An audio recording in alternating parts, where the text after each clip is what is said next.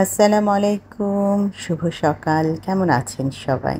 বছরের প্রথম rain lily আমার বারান্দা বাগান থেকে, তাও আবার হলুদ রঙের। গত বছর ছাদে উঠে যখন হলুদ রঙের রেইন লিলি দেখেছিলাম, ম্যানেজারকে বলেছিলাম একটা চারা আমাকে দিতে। তিনি দিয়েছিলেনও এবং সেই সাথে সেখান থেকে সুন্দর ফুল এসেছে। তো এই বছরের প্রথম রেইন লিলি আপনাদের সাথে শেয়ার করেই আজকের নতুন ভিডিওটা শুরু করলাম।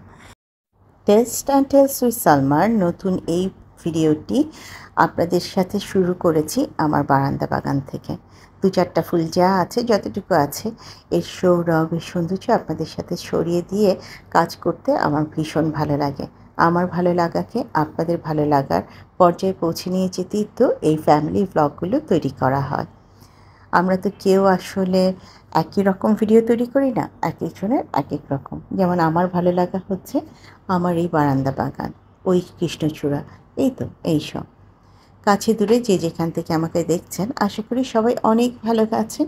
আলহামদুলিল্লাহ, আল্লাহর রহমতে আপনাদের দোয়ায় আমিও অনেক ভালো আছি। ডিপ ফ্রিজটা পরিষ্কার করতে এসেছি। ওমা, গতকাল শুনলাম শিশির বলেছে যে ডিপ ফ্রিজ পরিষ্কার না করাই ভালো, বরফ জমে থাকলে মাংস জমতে সুবিধা হয়। আর এটা গতকালকেরই একটা ক্লিপ, যেটা আমি আজকে আপনাদের কাছে শেয়ার করছি। ব্যাপারটা হচ্ছে, আমি তো আর এটা জানতাম না। আমি খুব সুন্দর করে আমার ডিপ ফ্রিজটা পরিষ্কার করেছি। কেনার পরে এই প্রথম পরিষ্কার করেছি। নিচে দেখলাম বেশ রক্ত জমেছে। এই যে এত প্যাকেট ট্যাকেট দিয়ে রেখেছি, কোনো লাভ হয়নি। তো আমার লম্বা খালাকে লাগিয়ে দিয়েছি, তুমি নিচের বরফগুলোকে তুলে আনো। আমার পক্ষে এই নিচে অর্ধেক চলে গিয়ে এভাবে তুলে আনা সম্ভব না। আমার খালা তার কাজ শুরু করে দিয়েছে, আর আমি এদিক থেকে যতটুকু পারছি উপরের অংশটা পরিষ্কার করে নিচ্ছি। যাই হোক, আমার আর খালার যৌথ প্রযোজনায় অবশেষে পুরো ফ্রিজটাই পরিষ্কার হয়েছে। আর পরে এই বরফগুলো তুলে নেওয়ার পর আমি যে মিক্সচারটা দিয়ে আমার ফ্রিজটা পরিষ্কার করছি, সেটা হচ্ছে হালকা কুসুম গরম পানি, একটু ভিনেগার, একটু লিকুইড, যেটাকে বলে লেমন লিকুইড, সেটা দিয়ে পুরো ফ্রিজটা পরিষ্কার করে নিয়ে এখন ফ্রিজটার উপরটা আবার গুছিয়ে নিচ্ছি। আমি একটু তাড়াতাড়ি কাজ করছিলাম, কারণ মাসের প্রথম একে তো গ্রসারি শপিং করা হয়নি, তার সাথে আবার ঈদ। তো ঈদের শপিং এবং গ্রসারি শপিং দুটোই একসাথে করে নিয়ে আসবো। সেই জন্য যত তাড়াতাড়ি সম্ভব এদিকে ঘরগুলো গুছিয়ে বের হয়ে যাওয়ার চিন্তা করছি। অন্যদিকে ঈদ সামনে, খালারাও ঈদের ছুটিতে চলে যাবে। তারাও বেশ তাড়াহুড়োর মধ্যে আছে যে যেই সব কাজ দরকার তাড়াতাড়ি দিন, আমি এগুলো করে দিয়ে যাচ্ছি। আজকে একটু ডাইনিং টেবিলের উপরটা এভাবে সাজালাম, কেমন লাগছে জানাবেন।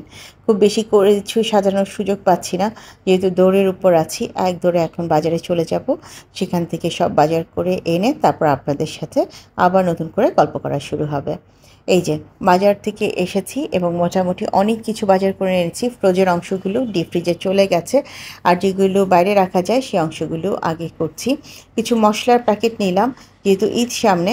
আমার কাছে বিভিন্ন রকম গরম মশলা আছে ভুটান থেকে আনা, কিন্তু তারপরেও এক্সট্রা কিছু নিয়েছি। আর এখানে নিয়েছি একটু পাস্তা, তারপরে খালারা বাড়ি চলে যাবে, একটু বেশি করে পরোটা নিয়ে রেখেছি, বিস্কিট নিয়েছি। আর এই যে দুই মেয়ের হাতে দেওয়ার জন্য দুটো মেহেদি নিয়েছি। এছাড়াও আম এসেছে চাল ডাল থেকে। আমি চাল ডালে কিছু অর্ডার করে গিয়েছিলাম, আর কিছু নিজে কিনে এনেছি।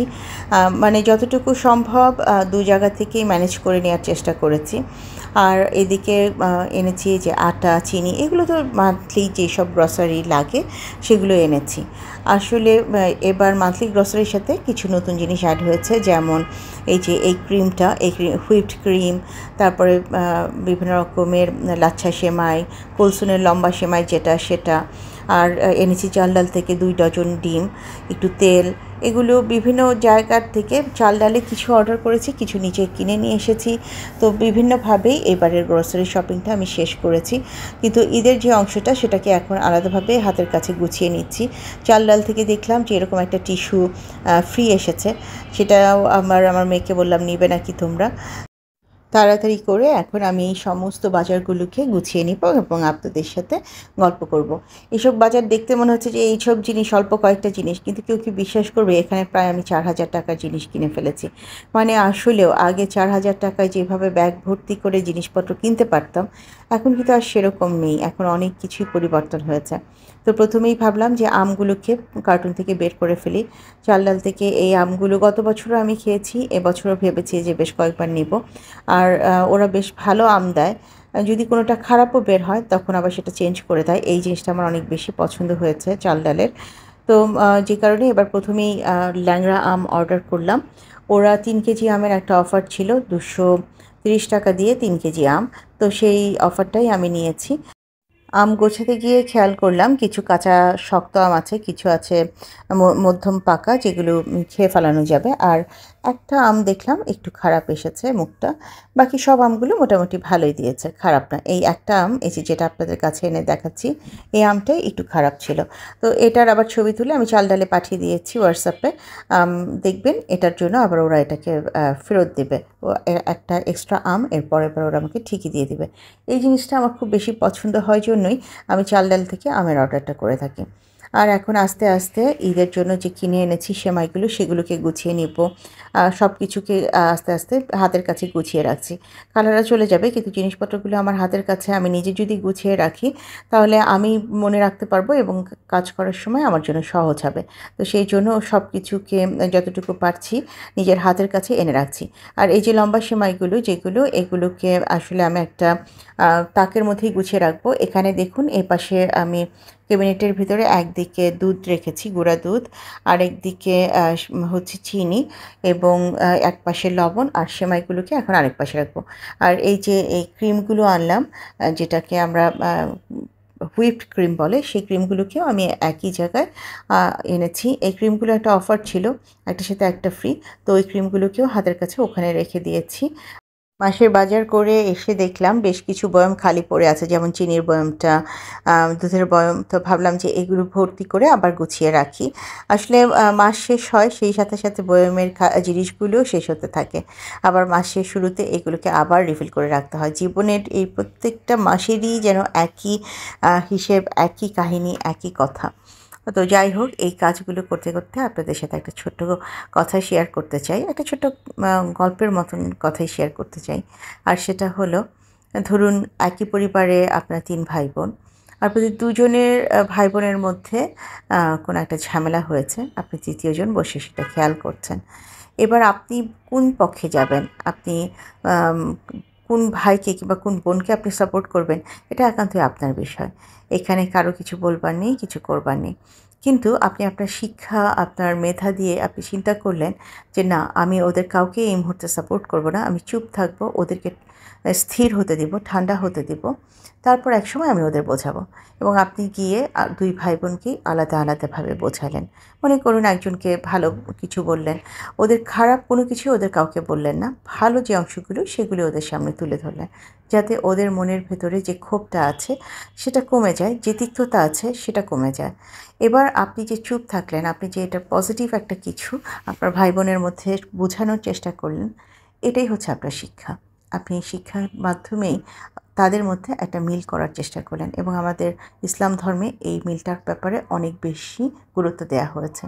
এবার আপনি যে চুপ থাকলেন কিংবা আপনার শিক্ষার অংশ থেকে আপনি নীরব থাকলেন, অনেক কিছু চেপে গেলেন, লুকিয়ে গেলেন, সেটাকে যদি কেউ ভুল বুঝে, এটা কিন্তু এর দায়বদ্ধতা আপনার নয়, এটা আপনার নিজস্ব শিক্ষা। এবার এটাকে নিয়ে অন্য কেউ যদি কটাক্ষ করে, আপনি তাকে সম্পূর্ণ ছেড়ে দিন। বিশ্বাস করুন, আল্লাহ একজন আছে, তিনি সব কিছু দেখছেন এবং বুঝছেন। গল্প করতে করতে এদিকে কিন্তু মশলার বাক্সে চলে এসেছি। ওই যে কিছু গুঁড়ো মশলা, গরম মশলা নিয়ে এসেছিলাম, সেগুলোকে যার যার বক্সে ভরে রাখছি। আসলে আজকে ঈদের পূর্ব প্রস্তুতিমূলক এই ভিডিওতে ঈদের যেসব কাজকর্ম, ঈদ সংক্রান্ত সেই কাজগুলোই আপনারা দেখতে পারবেন। এবং শুধু আমি না, আমার মতন সমস্ত গৃহিণী আপুরাই ব্যস্ত হয়ে পড়েছেন এই ধরনের কাজ করতে। একদিকে ঘর গোছানো, আরেকদিকে মশলা গোছানো, আরেকদিকে সব কিছু খেয়াল করা, সব কিছু মিলিয়েই যেন আমরা একটা ব্যস্ত সময় পার করছি।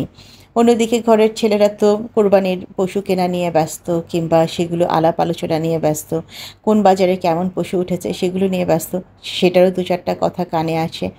মনের ভিতরে আগের মতন আর ঈদের উচ্ছলতা নেই ঠিকই, কিন্তু তারপরেও ঈদটা আসে আমাদের মুসলিমদের মাঝে অনেক কিছু নিয়ে। তো সেই অংশটা মনে রেখেই আসলে আরাফার দিনের রোজা এবং তার পরের দিন শুক্রবার, এই দুটোর দিনের রোজা রাখবো বলে ভেবেছি, এবং আজকে যথারীতি আমি রোজা আছি। আমার মতন হয়তো অনেক আপুরাই রোজা আছেন, রোজা রেখে কাজ করছেন।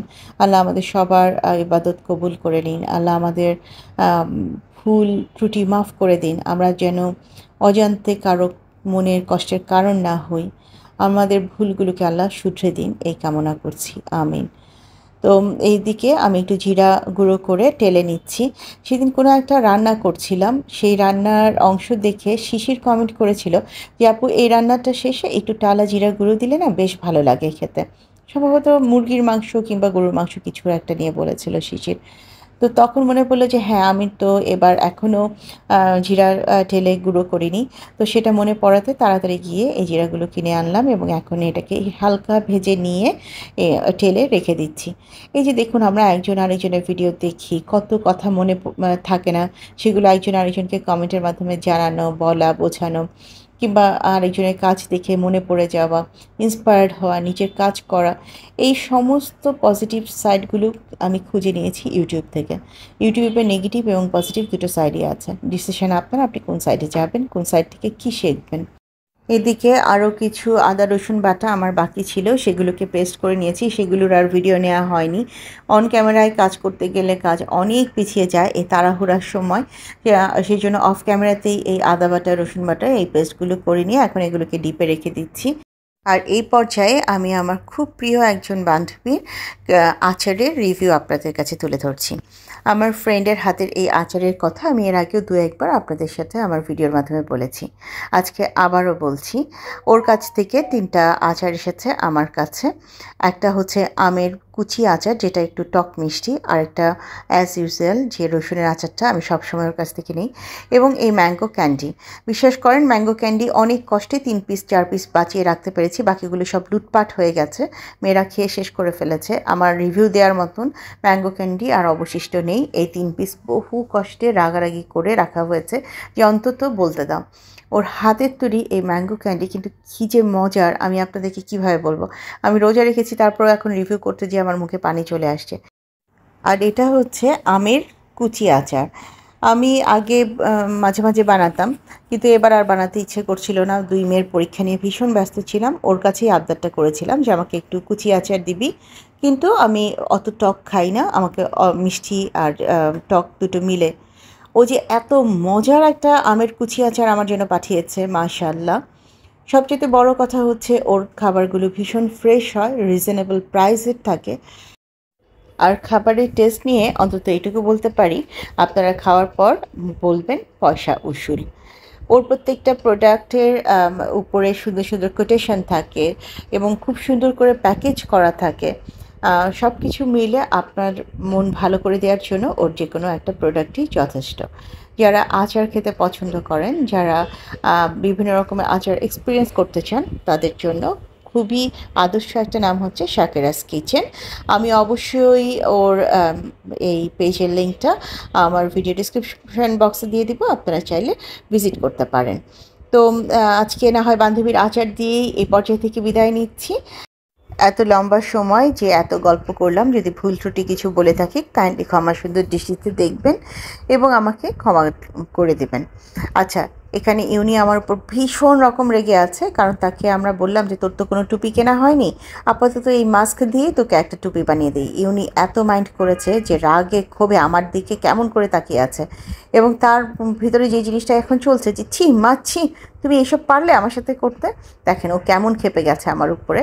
তো তাড়াতাড়ি ইউনিকে বললাম যে ইউনি, তুমি রাগ করো না, তোমার জন্য আমরা অবশ্যই চেষ্টা করবো একটা টুপি কিনে আনতে, যদি না পারি এটা দিয়ে আপাতত চালিয়ে নিও।